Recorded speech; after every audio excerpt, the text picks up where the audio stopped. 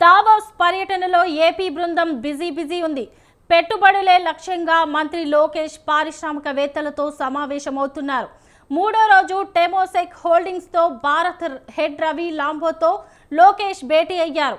ఆంధ్రప్రదేశ్లో Temasek group అనుబంధ సంస్థ క్యాపిటల్ ల్యాండ్ ద్వారా పారిశ్రామిక పార్కులు, డేటా సెంటర్లలో పెట్టుబడులు పెట్టాలని కోరారు.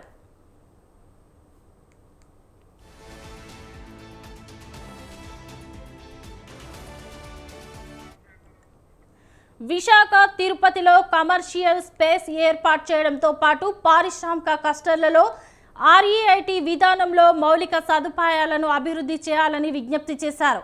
సెమ్ కార్ప్తో కలిసి రెన్యూవబుల్ ఎనర్జీ, గ్రీన్ హైడ్రోజన్ రంగాల్లో పెట్టుబడులు పెట్టాలని కోరారు.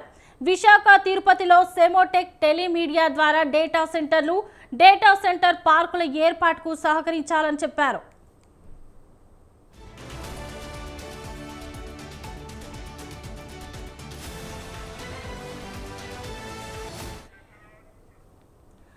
పవర్ ట్రాన్స్మిషన్ ను బలోపేతం చేయడం, గ్రిడ్ స్థిరత్వాన్ని మెరుగుపరచడం, బ్యాకప్ కోసం సెమ్ కార్ప్ ఇండియా ద్వారా పెట్టుబడులు పెట్టాలని మంత్రి కోరారు.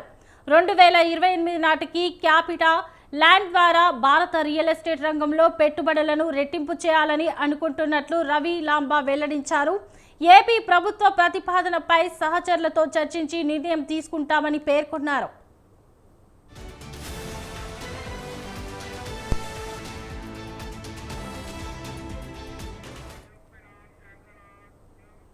పరిశ్రమల అవసరాలకు అనుగుణంగా నవీన ఆవిష్కరణలు జరగాలని లోకేష్ అన్నారు. దావోస్లో విద్యారంగ గవర్నర్ల సమావేశంలో ఆయన మాట్లాడారు. ఏఐ శిక్షణకు మద్దతు, శిక్షణ పొందిన వర్క్ ఫోర్స్ను రూపొందించడానికి ప్రభుత్వం నిర్ణయం తీసుకుందని చెప్పారు. ఇందుకోసం 2024-25 మధ్యంతర బడ్జెట్లో 255 కోట్ల రూపాయలు కేటాయించామన్నారు. పోటీతత్వాన్ని పెంచేందుకు స్టెమ్, ఏఐ విద్యపై దృష్టి సారించామని చెప్పారు. Andhra Pradesh is always known for being at the cutting edge of technology and governance, or GovTech as we call it. In the third term of Mr. Naidu, we have the Real-Time Governance Center in place, and that was where we are assimilating all the data across various data sets, and how can we use it for real-time decision making.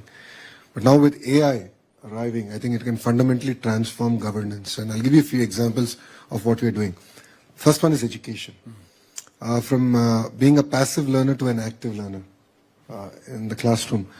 So we're doing this project where it's a 45 minutes class, and then you have a 2-minute video which we're working with the Khan Academy, and we're coming up with 5 questions at the end and gamifying it and giving kids a clicker, a simple clicker with ABCD option, and sort of gamifying it and using AI to actually prescribe homework based on results. And we want to track this data in a very, very long term. So that's one example of it. The other example is using AI in identifying beneficiaries for various government programs. I mean, Andhra Pradesh is always known for being at the cutting edge. 2047 నాటికి 95% నైపుణ్యం కలిగిన శ్రామిక శక్తిని తయారు చేయాలని ఆంధ్రప్రదేశ్ లక్ష్యంగా పెట్టుకుందని లోకేష్ చెప్పారు.